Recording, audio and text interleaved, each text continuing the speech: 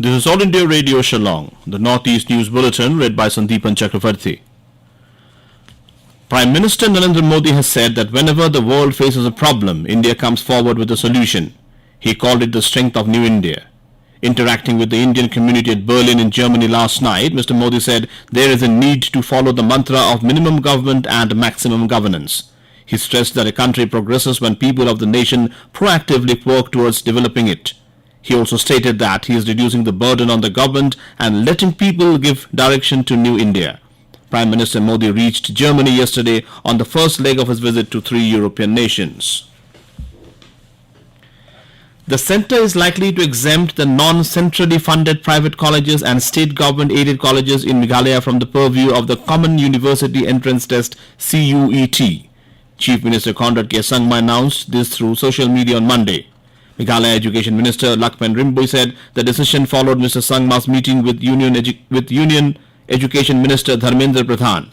The Education Minister said that since the announcement of CUET, the state government held a series of meetings with the centre urging it to exempt Meghalaya from the exam on the grounds that almost all colleges in the state are affiliated to a single university, which is the Northeastern Hill University.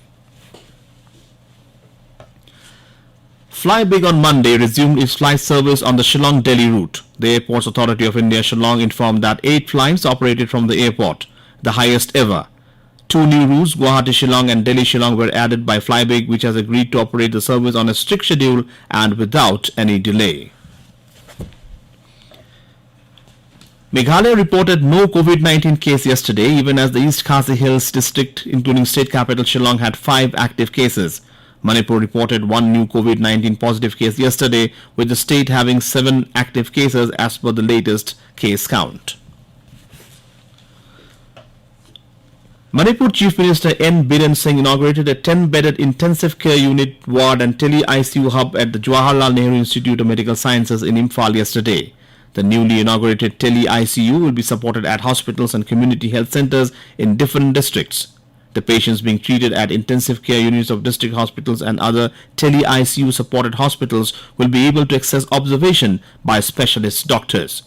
The JNIMS will act as the teleconsultation hub and share expertise and provide handling support to the doctors in district hospitals in delivery of critical care services in rural areas. Chief Minister Biren Singh said that the Tele ICU would help address to some extent the problem faced due to shortage of specialist doctors at health centers in different districts. Mentioning that doctors and nurses are not less than God to their patients, he appealed to them to freely come up with their grievances, if any, but not resort to any form of disturbance to their humanitarian service for patients. The 4th Meghalaya Games was officially opened by Chief Minister Conrad Sangma at the SSA Stadium in Shillong yesterday. The event involves 19 disciplines, including around 2,500 athletes. The Chief Minister announced that next year's edition will take place in Tura, with the 2024 Meghalaya Games to be held in July.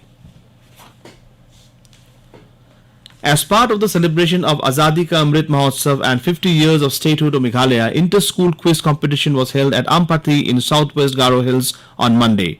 In Ampati, the quiz competition was organized for the higher secondary schools of southwest Garo Hills district by the Education Department in collaboration with the Planning Department. Several schools from Ampati and surrounding areas took part in the quiz competition.